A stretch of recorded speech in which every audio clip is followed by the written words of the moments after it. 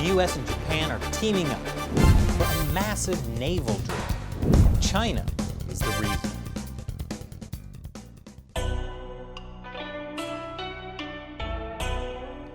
Welcome to China Uncensored. I'm Chris Chappell. Japan and the United States are doing joint military drills. You know, there's been a lot of news about military operations lately. I wonder if that says anything about where global China relations are headed. Now, before I tell you more, did you know 60% of you who watch the show aren't subscribed? If you like the show, go ahead and subscribe. And if you already have subscribed, check to make sure you're still subscribed. YouTube has a habit of unsubscribing people without telling them. So these drills are obviously all about China. Carl Schuster, a former director of operations at the U.S. Pacific Command's Joint Intelligence Center, said the large-scale exercises have strong deterrent value toward China. The drill is known as Keen Sword 21. That's the official name, but not the official branding. These drills between the U.S. and Japan have happened every 2 years for the past 30 years. They involve dozens of warships, hundreds of aircraft, and 46,000 soldiers, sailors, and Marines from Japan and the United States. And in 2020, for the first time, it will include cyber and electronic warfare training. Japan's biggest warship, the Kaga, was joined by the U.S. aircraft carrier, the USS Ronald Reagan. The Kaga will be refitted to be able to carry the F-35 stealth fighter jet within the next 2 years. That follows a $23 billion sale back in July for 147 F-35s to Japan. The fighter jets supplement Japan's homemade fighting force, obviously. Now there are a couple key things to keep in mind about these joint naval drills. Number one, this is the first big US-Japan military drill since Japan got its new prime minister, Yoshihide Suga. And there were concerns that maybe he wouldn't carry through on the tough-on-China policies that his predecessor, Shinzo Abe, believed in. That's looking like it won't be an issue. According to Reuters, Suga has vowed to continue Japan's military buildup aimed at countering China. Earlier last month, Suga sent 3 vessels to the South China Sea in an anti-submarine exercise, also aimed at countering China. Plus, Suga has been meeting with countries in Southeast Asia, like Vietnam and Indonesia, also to counter China. You see, Japan and all these countries surrounding the South China Sea have something in common: territorial disputes with China. Which brings me to my second big point. China claims pretty much the entire South China Sea. China also claims islands in the East China Sea that Japan says belong to Japan. These are the Senkaku Islands, or Diaoyu Islands, as they're known in China. In October, China sent 2 Coast Guard ships into these disputed waters. It marked the 21st time this year that Chinese boats have entered Japanese waters. So China has become more and more aggressive. That seems to be the theme of the year, doesn't it? Japan has a mutual defense treaty with the United States. So, in the event of a Chinese attack, the U.S. is obligated to respond. Hence, military drills, where the 2 militaries practice working together. Lieutenant General Kevin Schneider, commander of U.S. Forces Japan, said the exercises would demonstrate the ability of the U.S.-Japan alliance to deliver combat troops to defend the Senkakus or respond to other crises or contingencies.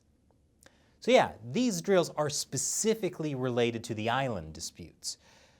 Back in July, U.S. Secretary of State Mike Pompeo included the Senkaku's dispute as one of the areas in the Indo-Pacific where he said China was instigating territorial disputes as part of a pattern of bullying its Asian neighbors. Which in a way is kind of ironic. The Chinese Communist Party is using these strongman tactics against all its neighbors to seem tough. But the result is, all China's neighbors are now getting into alliances aimed at countering China.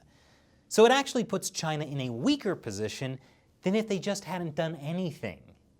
Speaking of which, this month, the US and Japan will be joining India and Australia for even more joint military drills. Those are called the Malabar drills. And these four countries have an alliance known as the Quad, a regional alliance geared toward countering the Chinese Communist Party.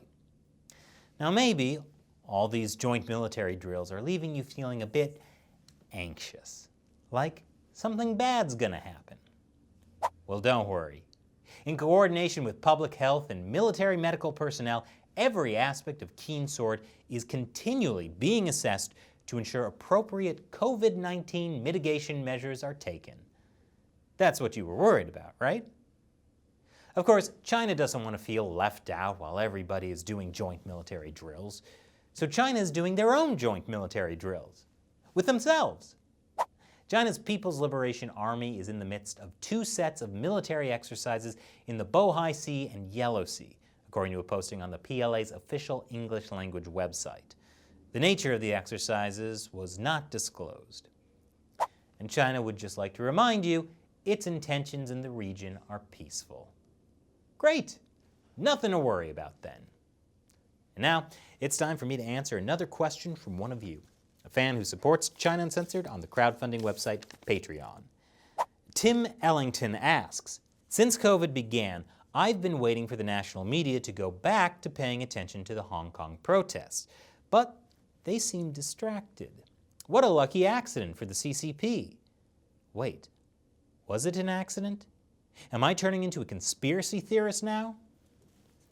Well, Tim, I can tell you the Chinese Communist Party has definitely used the coronavirus to its advantage in Hong Kong. Obviously, while the coronavirus lockdown was in effect, mass protests like this 2 million person march we went to last year became impossible. And while things were in lockdown, a wave of arrests happened. These included prominent pro-democracy figures in politics, civil society, and the media. The CCP also never really liked that Hong Kong holds an annual memorial for the Tiananmen Square massacre. Well, this year, because of the coronavirus, Hong Kong officials banned the gathering.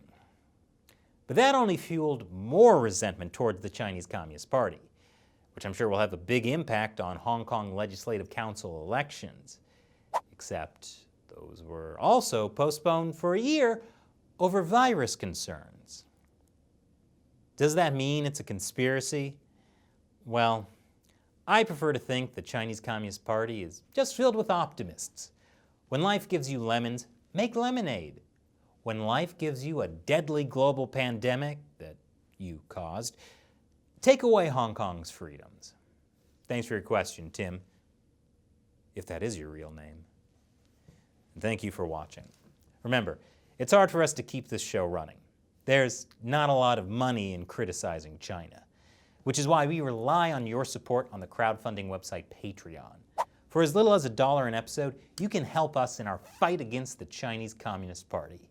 Head over to patreon.com/China Uncensored. You'll also get some other cool perks. Once again, I'm Chris Chappell. See you next time.